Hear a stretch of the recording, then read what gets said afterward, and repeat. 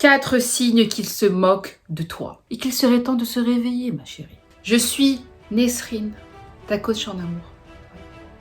Et en développement personnel aussi. Tu me reconnais pas? Pourtant ton visage m'est familier. T'aurais-je déjà menacé?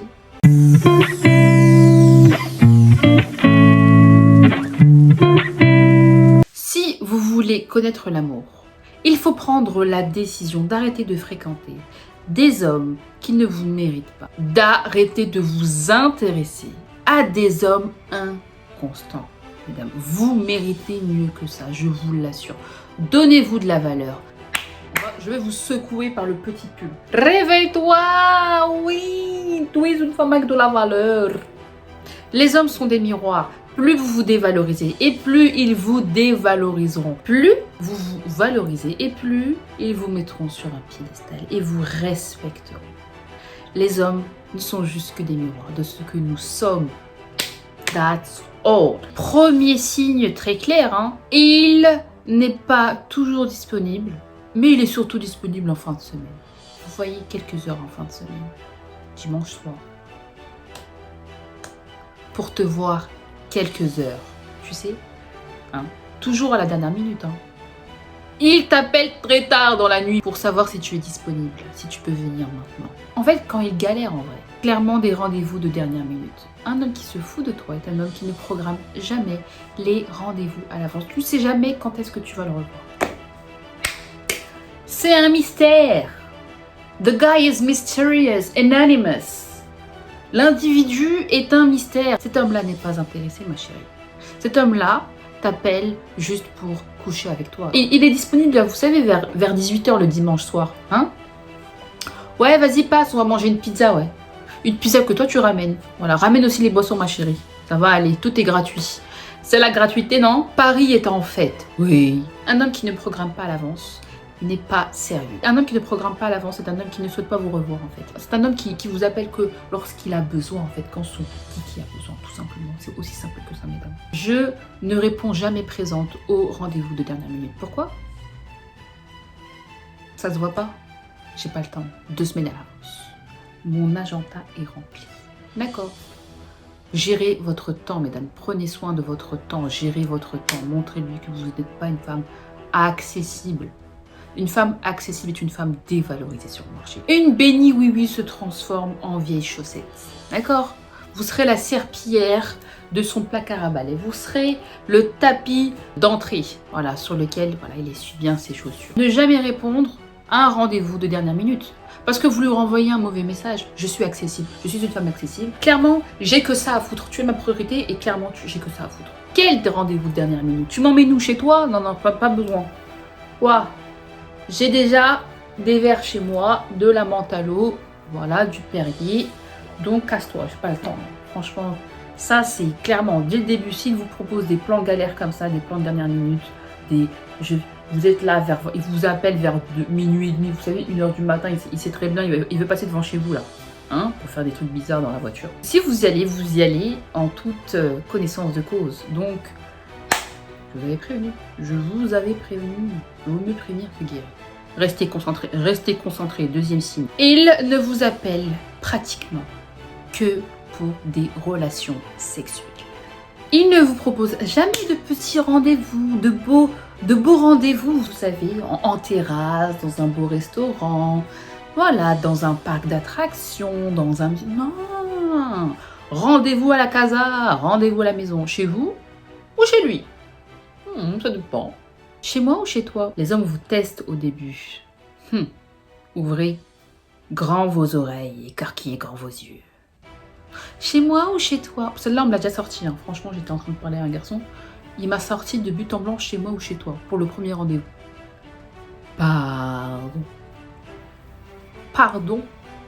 Enfin, je crois que tu t'es trompé. Pardon, tu parles à moi? Chez moi ou chez toi? Du coup, je l'ai repris en fait, tu vois. Je lui fais la remarque. Il fait « Ah, mais je rigolais !» Il ne rigolait pas du tout. Dans ma tête, je me suis dit « Continue de me prendre pour une poire. Continue.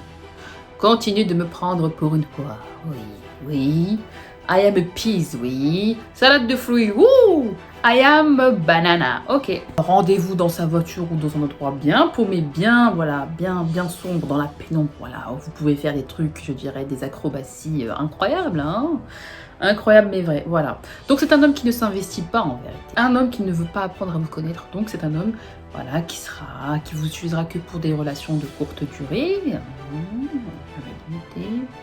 Et ce mec se fout de ta gueule, il veut que ça. Vaut mieux prévenir que guérir parce que en fait, les femmes s'attachent avec les relations intimes. C'est une réaction totalement hormonale. C'est-à-dire que les femmes relâchent de l'ocytocine lorsqu'elles ont clairement des relations sexuelles avec un homme. Elles s'attachent à cet homme-là. Les hommes, non. Les hommes n'ont pas. Les hommes relâchent de la vasopressine. Eux, c'est-à-dire qu'ils ont une baisse de testostérone et en fait, ils ont comme un élan d'indépendance à ce moment-là. Genre quand c'est fini, etc. Vous le sentez un peu plus distant, oui, parce qu'ils descendent de testostérone. Inconsciemment, vous allez commencer à penser à lui, à repenser à ce qui s'est passé. Faites attention à votre cœur si précieux. Restez toujours concentrés. L'homme est un loup pour l'homme, mais l'homme est surtout un loup pour la femme. C'est tout le temps toi qui fais des efforts pour le voir. Il ne dépense pas un centime pour te voir. Tu fais tout le temps les efforts, c'est toi qui te déplaces. Tu prends le métro, tu prends le Uber, tu prends ta voiture pour aller chez toi. Tu cours, tu cherches un mobile pour le voir. Clac, clac, clac, clac, clac, vous faites vos bails, clac, clac, clac, clac, clac, et après, rac, c'est fini. Tu mérites beaucoup plus qu'un plan PQ papier toilette. En fait, plus tu auras de relations avec cet homme-là, et plus tu t'attacheras. D'accord. Autant t'attacher à un homme qui te considère. On n'attache pas un homme avec du sexe, clairement. Troisième signe, il ne semble pas entendre tes besoins ni de s'intéresser à ta vie. Un homme qui flirte, mais qui n'est pas beaucoup plus curieux que ça.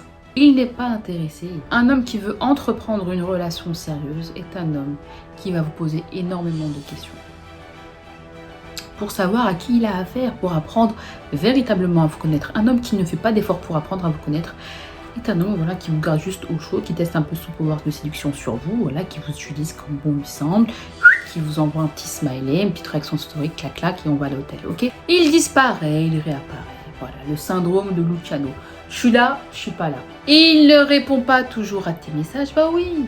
Il répond quand bon lui semble. Il te met des vues, des fois il répond, des fois il répond pas. Il n'y a pas de vraie connexion émotionnelle. S'il flirte avec vous, mais qu'il ne va pas plus loin au niveau de la connexion émotionnelle, s'il ne prend pas de vos nouvelles, s'il ne se soucie pas de ce dont vous avez besoin, s'il ne se creuse pas les méninges pour vous séduire, cet homme-là n'est pas intéressé en fait. Il teste seulement son pouvoir de séduction sur vous.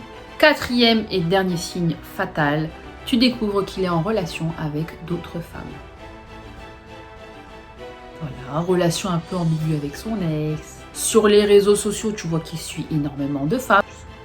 Tu vois qu'il tchatche d'autres nanas sur Snapchat, l'application des infidèles.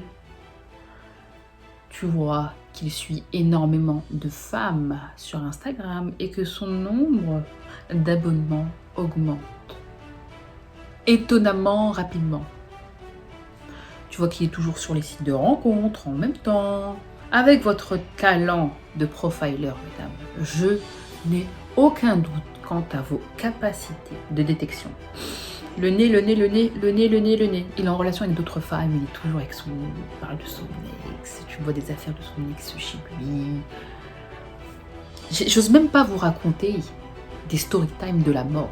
Vraiment, c'est des story time de la mort. J'ai découvert, franchement, quand Dieu veut vous ouvrir les yeux sur un homme, franchement, mais vous voyez des situations saugrenues, des apparitions d'ex comme ça, on dirait que c'est une descente de police.